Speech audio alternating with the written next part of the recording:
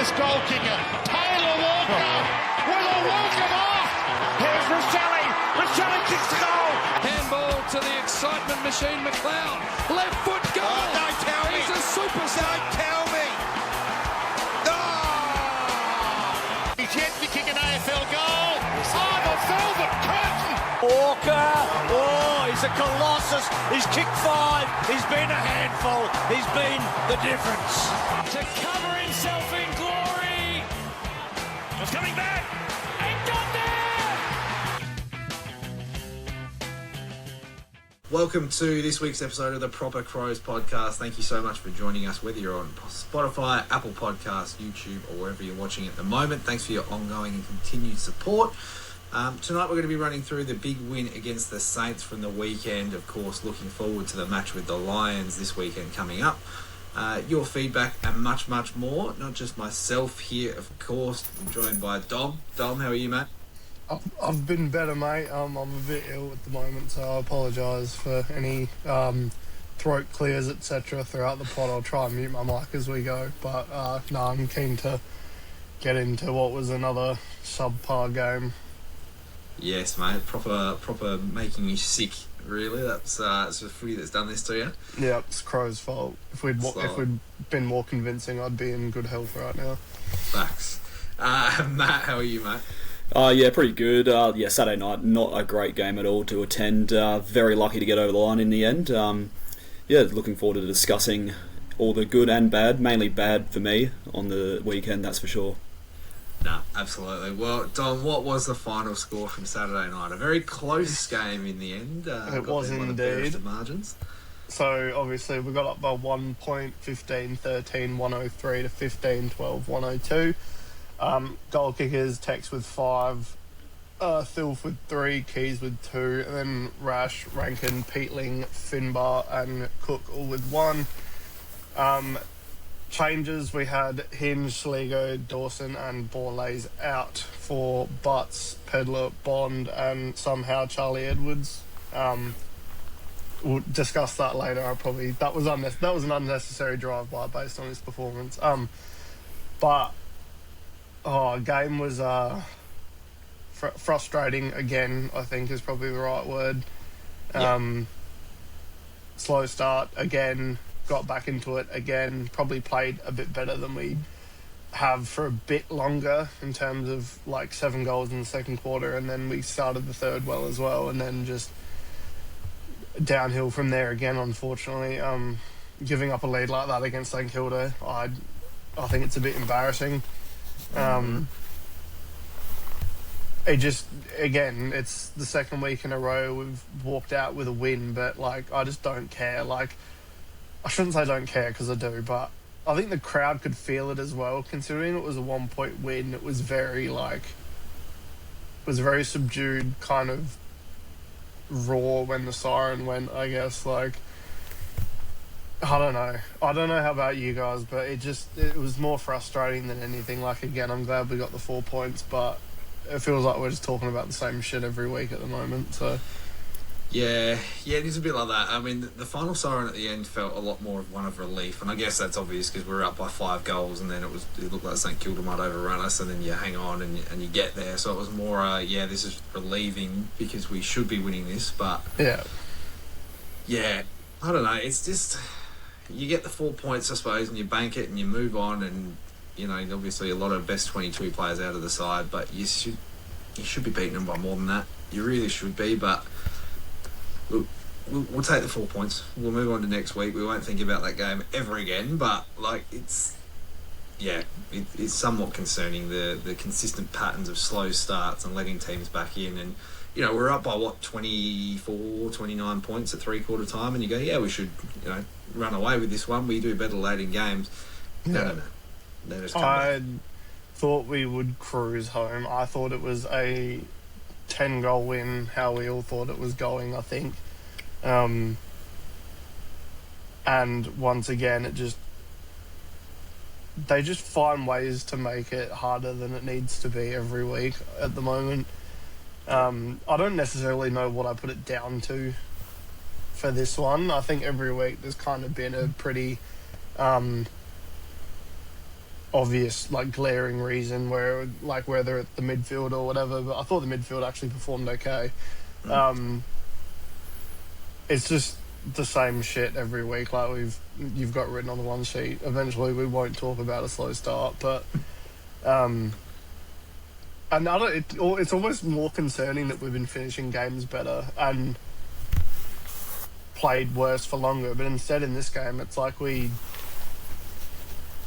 it almost highlights the fact we only play about 30 minutes of good footy every game, and against poor sides obviously we're going to come away with the win, but against sides around us or above, it's pretty obvious that we're not going to win a lot of games if we're doing that. Like, because if that game went for another 10 minutes, St Kilda probably win, like, in all fairness. I don't know. I should be happy, but I'm just frustrating. Yeah, I think it's because the expectations are so high coming into this year, and they've just been shat on so quickly. Yeah. Just the inconsistencies of the team are just... It's hard, and like, I really want to stand here and be a real happy clapper barrel and be like, oh, there are people out, you know, get some of the boys back, get a bit of continuity about the group, and we'll be okay and we'll move forward. But it's just, there's holes in the game at the moment, and it's just happening every week, which is a concern. And I kind of get that point of view when it comes to the like missing 22 players, but it seems like there's almost something like fundamentally wrong with the way we're playing rather than the personnel itself. Like, obviously there are some players that'll come in, like Fogg at his best is obviously an upgrade on Finbar. You know, you'd probably rather have, you know, Dawson, especially Keane, Curtin. Like, I get that there's a lot of unbelievable talent come back into the side, but it seems like the system itself is flawed, and it's probably a bit exacerbated at the moment because we haven't got the best 23 out there. But I do wonder how much that's going to affect it if we can't, like, wrestle back momentum when we need to. And I don't know. I want to be optimistic about it, and I was the past few weeks, but the fact that there's been not much change into how our games are going makes me a little bit more, like, erring on the side of caution that maybe it's not going to get better. It's a hard one. And I suppose, like, throughout our whole lives, the Crows have prepped us to be like, don't get your hopes up too much, and I feel like we're stuck in that mindset of being like, we're not going to back him in too much, we'll be there. We're just not gonna get too excited about it, because every time we do, we've seen what happens. Yeah. But like you said, the midfield broke even. I'm just looking at the stats at the moment. It was 39 clearances apiece. Centre clearances we dominated 18-10. Stoppage clearances we got smashed in 29-21. But not too bad. All the other stats were relatively even, to be perfectly honest with you. But let's jump into a few individual players, because there's a couple of standouts here, and you mentioned a man a moment ago who came into the squad. Let's touch on him right off the start, and I've been a very vocal hater of his and didn't think he deserved a spot in the team, as I think a lot of people have been. I'm happy to say he impressed me on Saturday night. He had a very slow start when he got caught holding the ball in the first quarter. I was like, we're in a bit of trouble here, but came back and had 18 touches, 5 clearances, a couple out of the centre, and a couple of really important clearances as well. Yeah. So I think Charlie Edwards has earned his spot for this week. He was better than I thought he would be. Tentatively agree. There was a few fingers being pointed at the start of that game when his first touch basically was getting done holding the ball. But I think he worked into the game nicely. I think I probably, especially the way I reacted, I probably jumped the gun a bit early there in terms of he is a kid. You got to give him time to, like, you know, get used to the pace of AFL footy. And once he did, I thought he was quite good, to be honest. Like you said, those 2 really important clearances. He had almost 500 metres gained, I'm pretty sure, from his disposals. Like, I wouldn't go as far as saying we found one, but, you know, if that's his basement, he'll be a bloody solid player if he can stay in the side. But again, I'm not getting my hopes up too far, because we've been bitten a few times by players like this. But you know, he looks the goods as of right now. Yeah, no, it was a very, very solid start. And I mean, well, whenever Dawson's ready to come back in, he probably is obviously the first one who goes back out for him. But obviously left to be seen when that will be, whether that's this week, whether that's next week. Obviously, Dawson will have his time whenever he's ready to come back. But has done enough. He's obviously that big body. He's had to put in quite the workload in the SANFL over the last couple of years, and he's done his time. And he's earned that spot in there for now. But I don't know. I don't know. I think I've got a little bit of bias towards him purely based on some of the shit I've seen him do in the Sandful. Yeah. But again, he's young, so I'll back him in to be a bit, not even more careful, just his ball use was poor, very poor sometimes, and hopefully he gets that out of his game, because if he does, he will be at least a decent AFL player. Yeah. But yeah, I've definitely got a little bit of bias there that I'll try and slowly erode away. Yeah, as long as if he keeps playing like that, I'll be happy. Just no more little holding the balls like he got caught in that first quarter, and we'll shift the bias the other way. Hopefully, and we'll get him on side. Yeah. Matt, mate, what were your thoughts on Charlie Edwards on Saturday night? Do you have any thoughts as a fellow, probably a bit of a vocal hater like I was?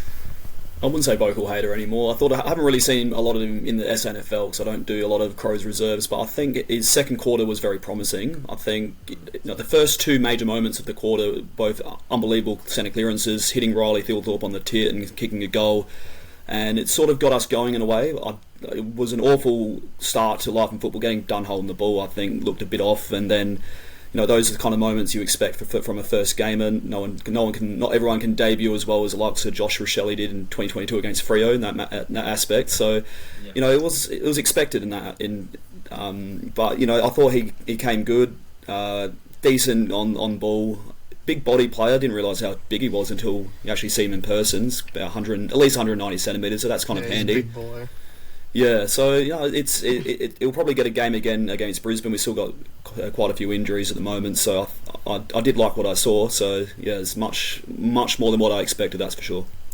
Yeah, no, absolutely. Another man who just keeps doing more things than expected, and he turns 36 on Saturday. Taylor Walker, 5 goals, 5-card trick, kicks the sealer at the end, 7 marks, 4 tackles, 350 metres gained himself as well. You sign him up for another year yet, or what? Sign him up for at least 3 more years. Yeah, it's looking that way, isn't it? I'd like to see him be the next Scott Pendlebury. Played till he's at least 39. I don't see any reason to offload him at this point. The guy's still scoring the goals that we just love seeing from Big Texan. I think probably his best season of all time was 2023. He's still scoring the amount of goals, not quite the amount of goals from that season so far, but it's a long season, and I just don't think he's dropped off in the slightest. I think he's arguably gotten better than he has in the last 2 years this season. Yeah. It's almost out of the club's hands at this point. He's playing that well that I think they've almost said, we're happy, when you want to hang it up, you let us know, and I don't hate that, because obviously there are some players that probably go a bit far past their time. But with Tex, it's I don't, like Matt just said, he's just getting better and better. And obviously that 2023 season was ridiculous. But if he's kicking 40 goals a year, I see no reason as to why we would not sign him back up if he wants to keep going. He does need to relax on the fucking fens, though, because he gets done holding the ball way too often. He's not as mobile as he used to be. That's probably my only criticism of the great man. He hasn't quite got the turning circle he used to in terms of being able to fend and go. But yeah, if that's the only criticism of him, I can't see him stepping down unless he wants to. Yeah. No, there's no reason to. I mean, it's just... I'm in awe of it. How long can he keep doing this for? I mean, when was it when Kane Corns put out that thing that was he needs to retire now? Was it 2021 halfway through? Yeah, that was his... I want to go... I would love to sit down and talk to this is me nerding out a bit, but I'd love to sit down and talk to him about how he went about like preparation and recovery and like what was different from those years to what he does now, because the difference is ridiculous. Like not even just the stats, just the way he moves on the ground and stuff as well. Like 2021 especially, he looked like he couldn't run without being in pain. Like he looked cooked, and I think that's why Kane was so like on him retiring. And honestly, at the time, it was probably fair, because like he just looked fucked. Like he looked like he couldn't move. If he was leading, he'd take a mark, and then he wouldn't really move around the ground at all. Like I just think he's like gone from that to. It's Sorry, like mate, you go. no, sorry to cut you off. I'm just going back to 7 years ago. We played West Coast at Adelaide Oval in I think it was a 12 point loss. The fend off gets done holding the ball, and I'm just thinking, if someone told me 7 years later Tex would be twice the player he was then than he is to what he is now, I would not believe you. The guy, like, he was pushing 30 years old then. He was sort of dropping off quite a bit, and I think by the COVID season, a lot of people, myself included, thought that he might be an early retirement. He was just not showing any signs of improvement. Come to the start of the 2021 season, he's kicked, I think, 9 goals in his first 3 games. Then obviously the winning goal against Melbourne. And there's all of this, the upward trajectory post-suspension. I think probably the second half of 22 into 23, he's really emerged into one of the great forwards of the game, and it's just totally unexpected as I said, to go back from how he played in 2019, that game against West Coast, where all looked done, to the game he played against St Kilda at 36 years old. It's, well, not quite 36, his birthday is in fact this weekend, so happy birthday, Tex, in advance. 36 this weekend, so it's hard to believe just how good the guy is at that age. Yeah. And he just, like I say, he just keeps getting better. It's unbelievable to watch, and how blessed we are to have him running around our forward line, because he just, I don't know, there's just no signs of slowing down. Like you said, in 2019, 2020, 2021, you look at him and you go, yeah, he's probably coming to the tail end of it. We're sitting here 6 years later and he's still rolling around, just kicking bags of 5, just as easy as I like. It's pretty insane. Who else have we got? So I've got noted down. There's 2 other forward/midfielders that we need to talk about. Josh Rochelle, we'll start with him. 20 touches and a snag. Was just doing a lot through the middle of the ground again. He's putting together one hell of a season. Top 3 BNF, you would have to suggest, at the present stage. Let's see what he did in terms of clearance wise. 4 clearances, 2 tackles, 2 marks, 12 kicks, 8 handballs. He's found a home running through that middle part of the ground. Boys, what were your thoughts on Rash on Saturday night? Don't think it was his best game so far this year, but he's had that many great performances. I did say last week it's going to be very difficult to be able to produce the kind of performances he has been the last few weeks all year round. He's going to have to deal with the tags here and there if he plays an inside role. So I still think it was a good game, but yeah, a bit of a drop off, I thought. I definitely think we probably would have lost the game had he not played at all. That's just one of those things. Just very lucky that he's fit and firing this year, unlike some. We're not going to name those players just yet, but it was good for Rochelle, not great. That's my view of that. If his down games are 20-1, I'm pretty happy with him his year. In that case, I'm quite okay with that. If 20-1's his down games. I was about to say, if a good game is just 20-1, I'm more than happy with that. So. No, 100%. And the other man who we were referring to probably could have kicked a few more than one, but he also had 20 touches and 1 snag. What do we have? 13 kicks, 7 handballs, 2 marks, a tackle, 4 clearances as well. So the Rash stat lines ranks are almost identical, and it's kind of creepy. The only difference is Rankin had a goal assist and Rash didn't, but they are practically the same. It's almost exactly the same. I'm looking at it. It's like meters gained and the goal assist, and that's it. Yeah, it's funny. I think both. I think both had a drop off from the game against Carlton, but still very impactful. Yeah, absolutely. I don't know if I'd rather them both average 20-1, or if I'd rather them seesaw and one has like 15-1 and the other has 30-3. Like, I think I'm okay if they both average 20-1. I think again though, I think you're probably right in that it was a bit of a drop off. I think they both can play better than that. I lost my train of thought. I'm so ill.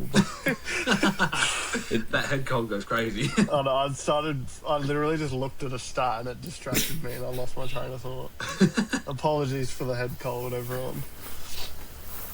Move on, because I've completely lost my train of thought. Nah, but yeah, both of them as a 1-2 punch up forward and through the middle was working very, very well. I'm excited to see when we get a few more of the troops back and you get Dawson back and you get Curtin back and you get a few more of these players around their back, how it'll work. The likes of Curtin especially coming back, who we will touch on very soon because there was some very exciting news coming out today. It's just opens a whole nother dimension of the midfield when he comes back in, and we'll see Ration Ranks maybe take a little bit of a different role, but still exciting to see how they go. Any other players that you boys wanted to touch on before we move on from this game and probably never speak about it ever again? If Riley Thilthorpe can learn to kick a set shot, he'll be possibly the greatest forward to ever play the game. But man, does he waste some chances sometimes. He could have easily kicked 6. He missed some very kickable goals. And that's literally just something that I noticed. His stat line itself is still incredible. He's an unbelievable asset to have. But the 3-3 when it could be, I'll give him 5-1. It's not necessarily frustrating because I still think he's almost our best player, but yeah, if he can learn to kick straight, that'd be very, very nice. It's okay to look at when you're winning games. I mean, I know we weren't overly happy with this game, but if we had lost that game by a snag, you probably look at it and go, probably had a chance there. Yeah, but it's okay because we didn't. So we'll give you a pass there, Big Phil, but come out and kick 7 straight this week if you could, mate. That would be very handy and go a long way for us. One other player quickly, just because I have brought him up a couple times, consistency, but James Peatling was great again. Mm-hmm. He's definitely finding some form at the moment, which is very much needed in the midfield. I don't really have a lot to say because I think it was just a quietly good game. But yeah, recognition where it's due. I think he was great again in the middle. And if he can, like I've said in previous weeks, if he keeps playing like that, it'll hold us in very good stead. Yeah. 100%. Quick shout-outs to Wayne Miller and Josh Worrell as well. Just solid as a rock all year down back. Get Josh Worrell that blazer right now, to be perfectly honest. And Wayne Miller, if he keeps going like this, would be very hard-pressed to not be at least in the squad of 44. Well, I did see today the All-Australian team so far, all the professional pundits, so-called professional pundits, they've got Wayne at half-back, so I did say that last week or 2 weeks ago that if he keeps up this trajectory, you never know. Like, a lot of players that have sort of been in the system for a while have had All-Australian seasons out the blue, so hopefully Wayne can be one of those players. Absolutely. They also had Petrarca in it up, even though he's been in for half the year, though, so grain of salt. That's just... Jesus. That doesn't suit the agenda, unfortunately, so we'll ignore that one. Fair enough. Let's move on to our votes. We had there's a little bit of feedback on the socials at Proper Crows Pod, but it was mainly just people saying, well done, great win, and someone said pure arse, that's it. But wasn't a great win. Well, wasn't a great to be win. honest. Yeah, very much slower. So we'll start with the 1. Dom, who have you got at your 1? And I haven't written my votes down yet, so... This is left field, but I'm giving it to Braden Cook. This is a little bit of a consistency thing as well. I'm a big fan of consistency. And he was great. Again, that goal he kicked, I think in the third quarter, was unbelievable. He's just getting it done. I didn't think he'd be playing anywhere near this well at the start of the year. Obviously, I want our players to do well, but I had some reservations. But he's just been unreal. And for my fantasy team as well, I'll give him another quick shout out. Quietly sitting in at the F6, having a great season. So yeah, he gets the 1 for me. 100%. A very valued member of the 1994 Ford Lasers is Braden Cook. Matt, how about you? Who gets your 1? I'll give the 1 to Thilthorpe. I think even though he was very inaccurate, he broke the game open when we needed someone to step up. Starting off with that goal in the second quarter set up by Charlie Edwards. And I think, while I'm talking, I'll give my 2 and 3. Well, thinking about it. I think 2 will probably go to James Peatling. Crucial goal at the end of the second quarter, which again put us in the right trajectory after a very slow, poor start. And number 3, no doubt about this one, the big Texan, 5 goals straight in great conditions. Just what a blast that was to watch, the great man, and obviously kick the ceiling goal. You know, it wasn't pandemonium after kicking a late winning goal. I think it was just very much relief, and wasn't mind you, not a winning goal. I think it put us 7 points in front. So yeah, almost a match sealing goal up until the Higgins goal right after. So I think very impactful from Tex once again. We can talk about him all night we wanted, but I think we'll leave it as that. Number 3 votes goes to Tex Walker. Yep, 100%. Dom, who gets your 2 and your 3? I'll just run through as an individual at the end. Okay, I've got 2 to Wayne Miller. His ball use off halfback just gets better and better. He's intercepting the ball, he's marking the ball. I feel so safe, which is a weird word to use, but I just feel safe when the ball's in his hands. He still just looks like he's impossible to be tackled. I think he went at something ridiculous, like 90% as well, from 29 touches, which is just crazy. And, like we just touched on, he's borderline All-Australian at the moment if he keeps this up, so he gets the 2 for me. Yep, 100%. And yeah, you're right, he went at 93.1% with 29 touches. That is insane.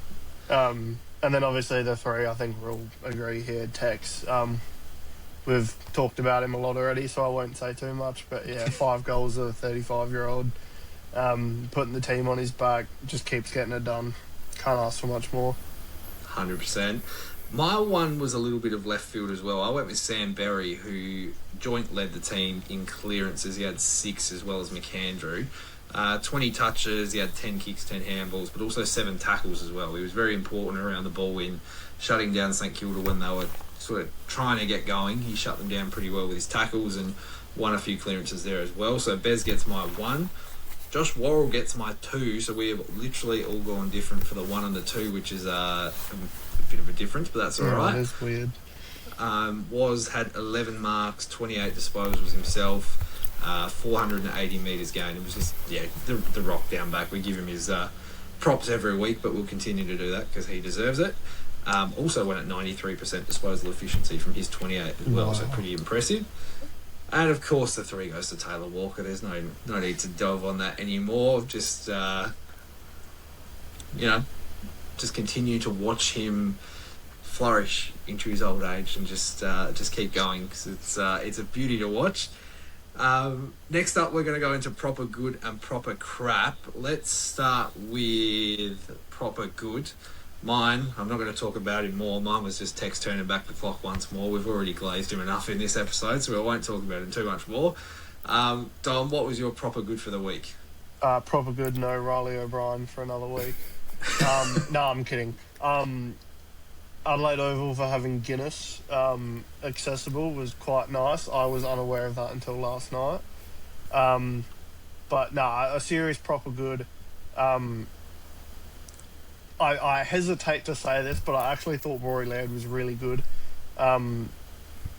He was a lot calmer on the ball than he normally is. His ball use was a lot better than normal.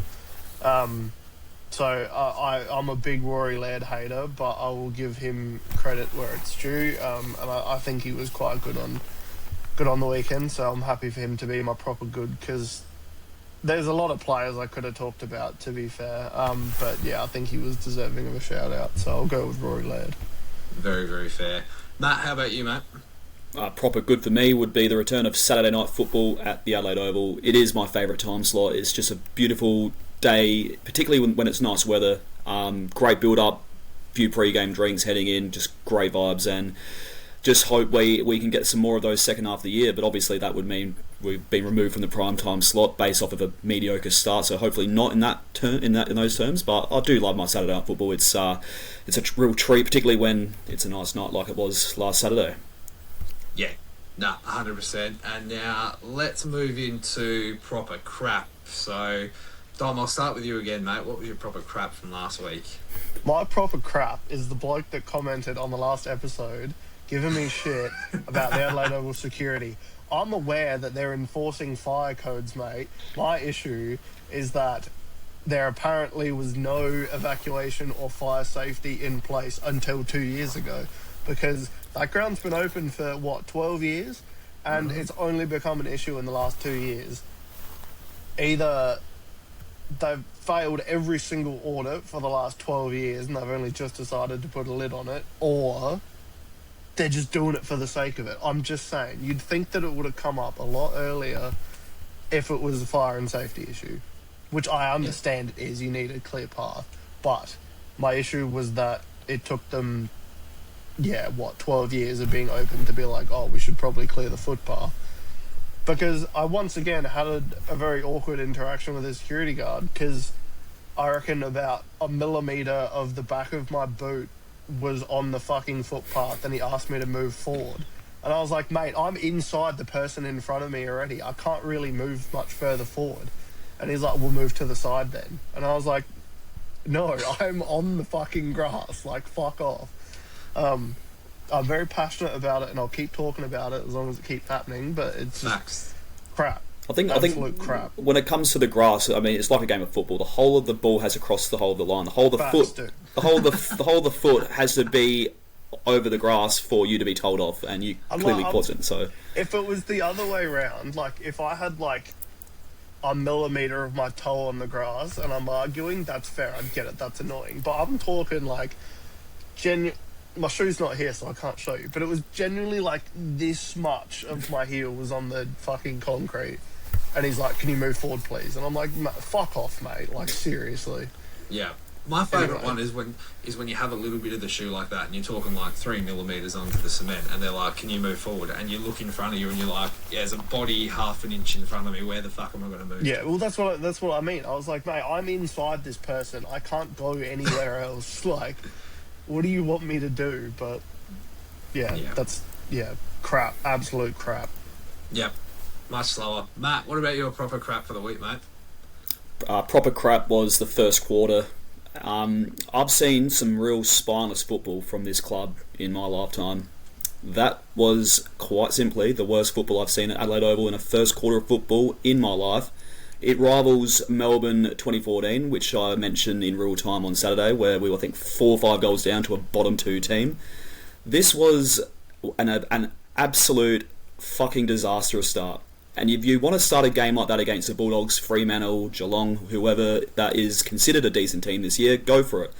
If you're starting a game like that against the worst of the worst in that bottom 8 in St Kilda, who are not known to being a high-scoring, fast-flowing team, and to get a 4-goal head start in the first quarter of football after the shit football we've dished up all year is unacceptable. And quite frankly, these starts cannot and should not continue anymore if we are to be a serious contender this year. Yep. Very, very much agree, mate. I have 2 proper craps because I've literally just thought of a second one based on the game from the weekend. The first one, Carlton Football Club, obviously a very sensitive situation. We're not going to go into too much because it's very topical, but their handling of Elijah Hollands on Friday night, disgusting. That's all that I'll say on that. We don't need to delve onto it too more. Obviously very topical, and we hope Elijah's okay and getting the help that he needs. I will say quickly, regardless as to what was involved with his situation, Carlton dropped the ball there regardless. Mm-hmm. Whether or not it comes out there was other substances involved, they handled that in the worst possible way they could have, and Michael Voss's press conference afterwards solidified that. It was terrible. The whole football club's a joke, but yeah, we won't talk about it too much more because, very sensitive. But yes, very much hope Elijah's doing okay. Yeah. No, absolutely. And my second one is the fans complaining about the holding the ball decision before the Taylor Walker goal. Because, so from where we stand on the hill, we have a pretty good view of this. And on the TV, I can understand it makes it look a lot different. Gets swung in a 360 and the hand comes loose at the end. He threw the ball. Everyone, it was a handball. It was a handball. His hand's behind his fucking body. You can't see through it. It's because he's doing the action, but if you, like, where we saw it, the ball's, like, here and his hand's back here. So it's like, you can tell that he's just tried to make it look like a handball, which I respect. But, yeah, I agree.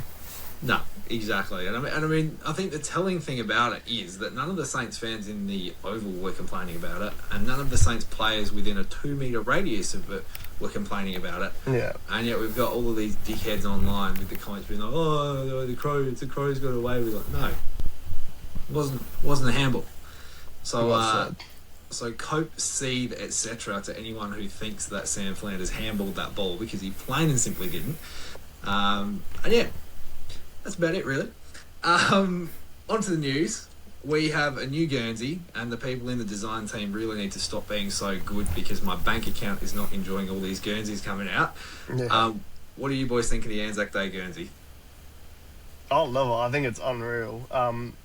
The last one we had, I didn't love. I understood the point of it, but I didn't love it. This one is unreal. I'm gonna, because I know he listens to this. My soon-to-be brother-in-law had one of the worst takes of all time, and he's like, "Oh, like it's fine, but the feathers could have had a little bit more definition or some shit." I was like, mate, shut up! It looks unreal. Who cares? Well, but are they feathers, or is it something symbolic to do with the Anzacs? So I didn't really pay too much fine detail. Feathers popped into my head. I don't think they are feathers. I was going to say. I can't remember what it's called. But yeah, he was like, it could have been more defined or like more detailed or something, and I was like, mate, shut up, it's a Guernsey. It looks like rosemary. Yeah. Yeah, that's I think it's unreal. I think it's beautiful, especially for a Clash Guernsey. I think Clash Guernseys are a bit harder because you got less to work with. But yeah, once again, they've blown it out of the park. We're very lucky to have O'Neill's, which I'm saying it. I was annoyed when we first got O'Neill's. Never heard of them.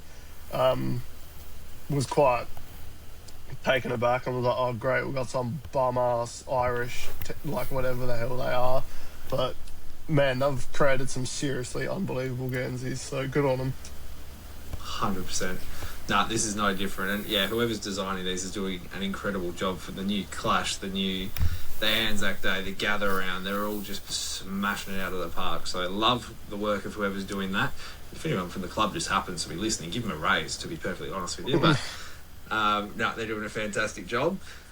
Further news, we have an injury report which came out today, which lets us know that Dan Curtin will return to the SANFL this week against North Adelaide, which is extremely exciting. Means he's probably back in for the showdown, you'd say. It's almost as if we've been saying this the whole time, that the duration of his comeback would be around either Lions away or showdown, and a lot of people were overacting. Maybe just we trust the updates here and there, not all the updates, because some have been so off the mark. Cough, cough, Mitch Hinge. But it's a few promising signs going ahead, I think.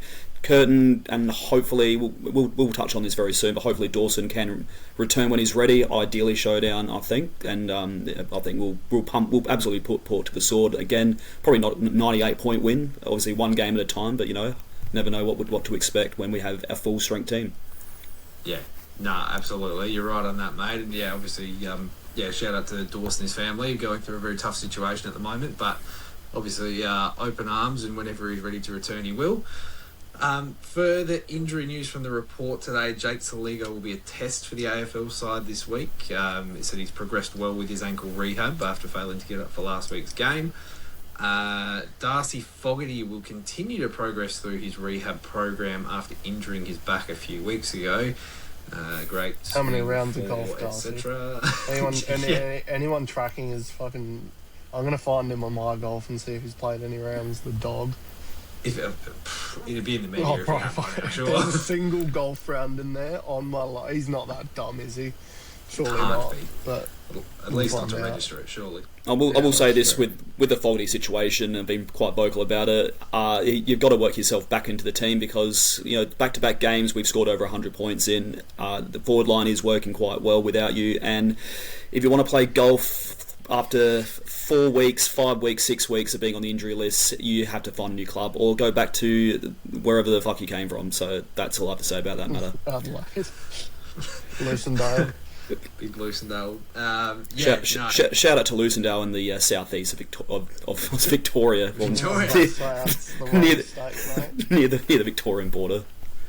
No, absolutely. And so the quote here as well, it says his exact return will be determined by his progress from here. However, we're hopeful of seeing him in the next 2 to 3 weeks. So I would love to know what he's actually done to his back.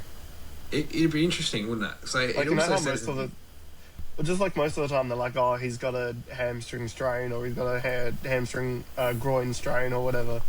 Haven't they just said he's got an injured back? Like, what did he do? Yeah. I don't know what it is. Yeah, like, is it a disc? Is it like, yeah, it'd be interesting. It says here as well, interestingly, he's strung together a few sessions of strong running and we're looking to integrate him back into training later this week. So he's obviously doing no contact. Well, I mean, you know, his back, you don't want him to hurt his back again. Yeah. So he's doing running, but yeah. Darcy Fogarty and strong running in the same sentence. I'm not sure about that one, Ian, but good on you. Yeah, absolutely. Well, it may be strong for him. We never know. We'll see. Quickly, let me just get up the SANFL results, which I realise I didn't put into the run sheet because I was stuck on I've the got gather. that here. So we beat Central District 12-11-83 to 11-8-74. Blake Drury played really well. I don't think he'll ever get a spot per se on the AFL list, but he's always worth a mention. One player I think everyone has one eye on is Sid Draper. He's slowly building a very, very nice season. If he keeps building upon, you know, his current form, he'll be in the AFL side in no time. Like let me get his stats up. So he had 21, kicked 1 goal, 6 clearances, 5 inside 50s. You know, if he keeps building on that, hopefully, you know, he'll turn into the player we all want him to be. Riley O'Brien unfortunately played a great game, as did Chase Jones. However, I think we are safe from those two.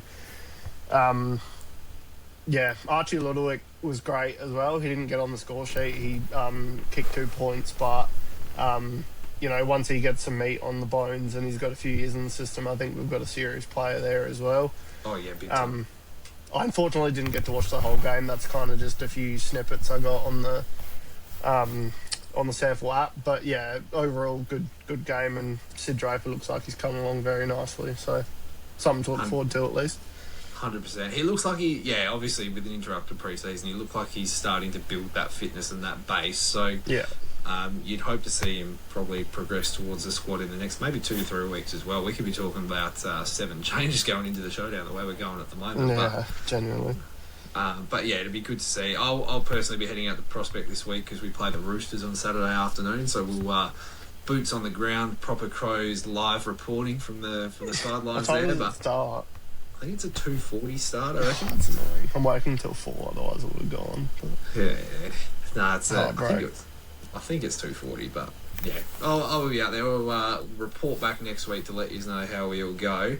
Where are we? 2:10 even, so yeah, a bit earlier, but yeah, it's a no from me that unfortunately, but we ball. Nah, but we'll see how we go. A few players to keep an eye on. We'll see who makes the squad this week, obviously, and who doesn't, and you know, we'll see Danny come back as well, which would be very, very exciting.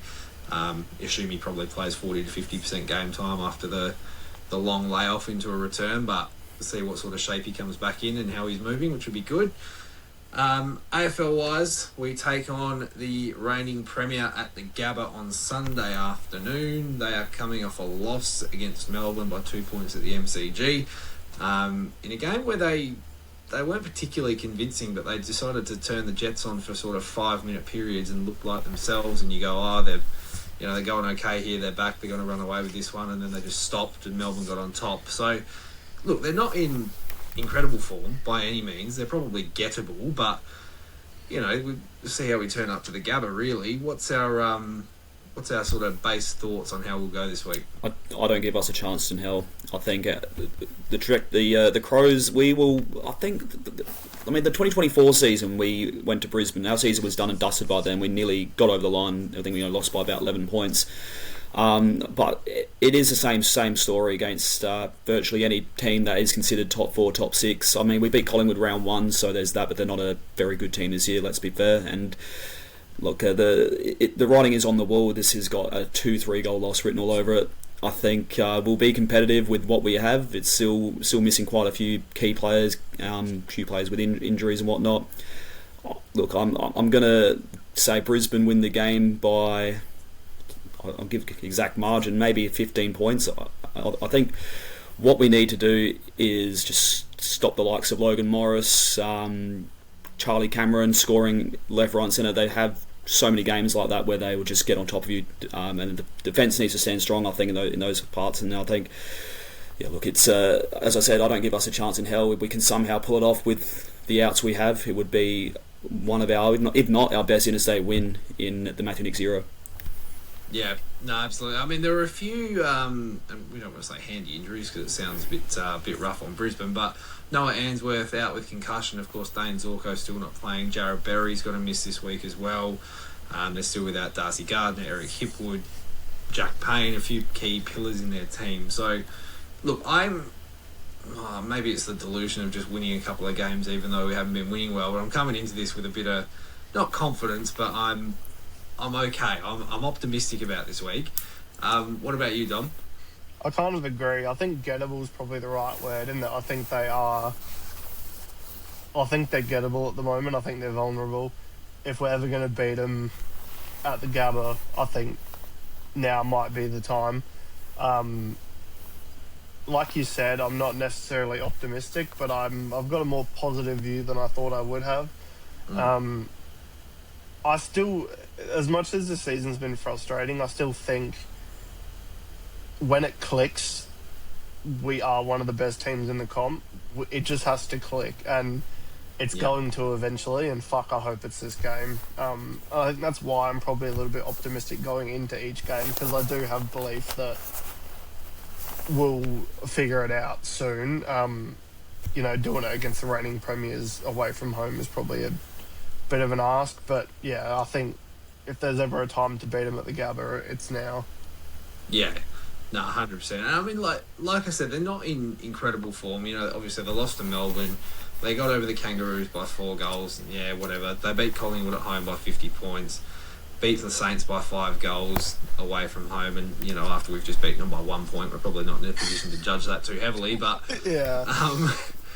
Then they got smacked by Sydney. They lost to the Dogs in round 1. Like, they're not playing as the Brisbane that we know them to be. And like I said, they do have a few players missing from their squad, and that may have something to do with it. But they've still got, you've still got a couple of Ashcrofts. You've got Lockie Neal. You've got Dunkley. You've got all these other players who are running around the park for them who are top tier, A-grade sort of players. So they should be a lot better than what they are, but they're just not playing like that. So if they can just go at least one more week of just not playing their best footy, that would be really, really cool. Yeah, literally. In terms of our squad, do we have any changes going into this week? I mean, we hope that Dawson's back, but we don't know. Solly, we said, is a test. Does anyone go out from the team from Saturday night? Does anyone bashing the door down to come in? I think there's a few players that had to be on the chopping block, but it's a question of who comes in. We've got that many injuries, so many important players unavailable, and it's fast becomes a race against time on selection table of who is actually good enough to be a best 23 player. I think, look, Charlie Edwards coming in, I didn't see that coming. I think that was, and I think he'll maintain his spot in the team. He certainly wasn't among our 5-6 worst players on the weekend. But yeah, it's who's available. Ultimately, we've got to get through these next few weeks while we have the amount of players we do have out. And look, I think if there are changes to be made, it won't be any more than 1 or 2. Yeah. Isaac Cumming and Luke Nankervis were both very, very quiet. I think that's probably something to do with the game style, in that both wingmen didn't really touch it, so that's probably a little bit of grace there. One thing that is to note, Billy Dowling obviously didn't play in the Sandful because he was emergency for the AFL side. He's probably the only one I can see maybe coming in for Nank. I don't think Cheese is going to get dropped. He's one stinker, doesn't really warrant dropping him. Yeah, Nank's probably the only one I can see maybe going out for Dowling, because Pedler and Taylor were both serviceable as per. Yeah, it's really only Nank I can see going out. But other than that, unless Dawson's up, it isn't going to shock me if we go in unchanged. Yeah, no, 100%. My only thoughts on that is Dowling's probably a little bit too midfield focused to play that half-back wingy sort of role. Yeah, that's true. Just probably not quite durable enough. But, yeah, it would be... He deserves it. I thought he would have come in last week ahead of Charlie Edwards, but... Yeah, same. So, yeah, I don't know. Like I said, I'm optimistic about this game.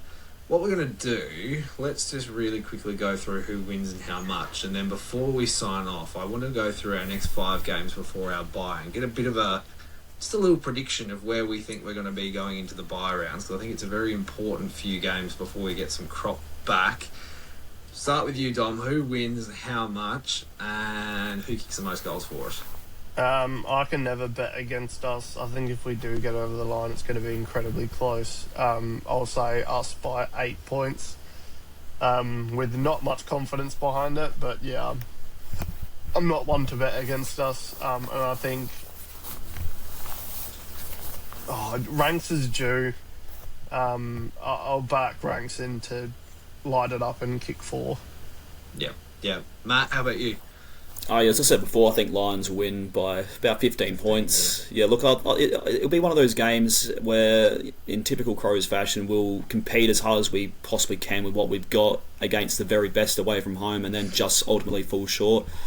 If we can somehow pull this off, as I said, this would be a generational win. Even if Brisbane aren't to be the team they quite were the last 2 years, which is, I still think they'll probably be a top 4 team.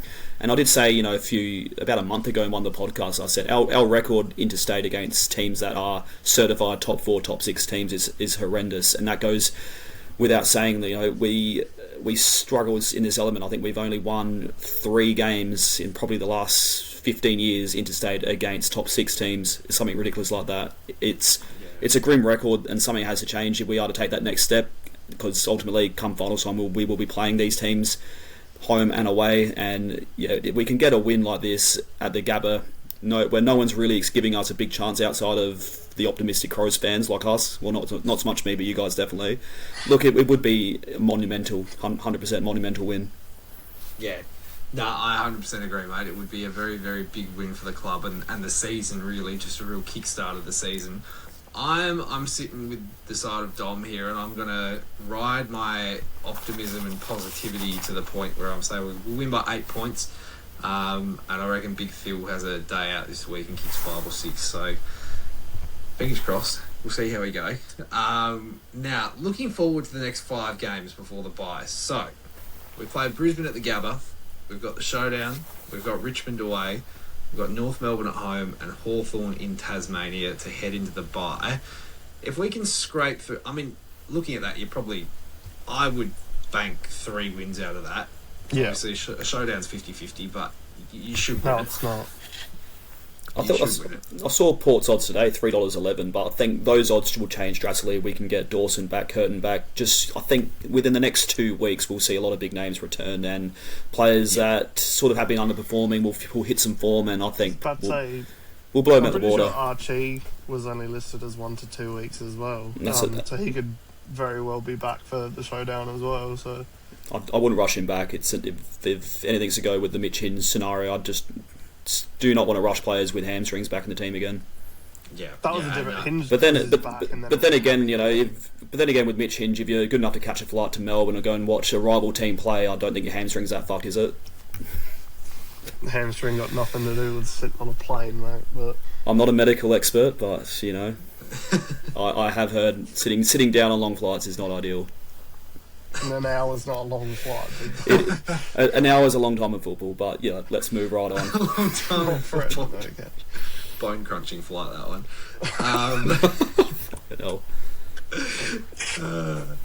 But yeah, no. So I think you bank at least 3 wins out of that, and if you can snag a Brisbane or a Hawthorn, that puts us at what? What would we be there? We would be 7 and 4. Yeah. If you bank 4, if you can win 4 of those, snag a Hawthorn. Yeah. I think 6 and 5 is realistic. 7 and 4 is nice. If we're somehow 8 and 3, it lids off. We're winning the premiership. I'm booking accommodation. Yeah. Look, if we win an away trip to Brisbane and Tasmania, then yeah, you'll see me booking accommodation, flights, grand final parade packages, and all sorts. If we get to that point, I would love to go to that Tassie game. If anyone knows cheap accommodation in Launceston, please let me know, because I would love to go to that game. Launceston Backpackers is your go-to. They do cheap rooms. But I will say this, when it comes to Launceston Stadium, and for those who have plans of going, they have bulldozed one major grandstand, so there's only going to be a capacity of about 12,000 there, I think.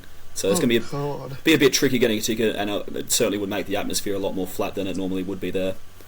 Yeah, interesting. Right. And it's a friggin' Thursday night game as well, which isn't overly ideal, because I looked at that at the start of the season as well. I was like, yeah, I'll go to Tassie, let's go and watch a game down there. Oh, we'll put it on a Thursday night. Yeah, thanks boys, appreciate it. Bums. Even this week, this Brisbane one I wouldn't have minded going to, but Sunday at 2:45pm, you go, well, that ruins that. Let's hope with the floating fixture, Sydney Swans away Saturday night, just make this an annual thing, because there is no better time slot for that fixture. If anyone at the club is listening to this podcast, please make that a Saturday. Thank you. Put the pressure on the AFL. That's what the fans really want. Anyway, boys, that was just about it, I think. Is there anything else you guys want to touch on before we head off? No, I think I'm all good. All sweet. I think we, as we've touched on in terms of winning the next few games or so, just one good statement performance / win before it's becomes too little too late in terms of the season. We need to put the foot down against the teams coming up. North Melbourne at home, Richmond away. Looking at those sort of games, two shit teams, we cannot let them just have a 5-1 first quarter or some absolute bullshit like that again, because it's getting embarrassing, and we need to put the foot down at some point this year. Yeah. Well said. No, fully agree. Hopefully that kick-started the season and the statement win comes this week. We'll see how we go. Thank you everyone for listening. Our review of the game from Sunday will probably be out Monday or Tuesday. We'll see how we go.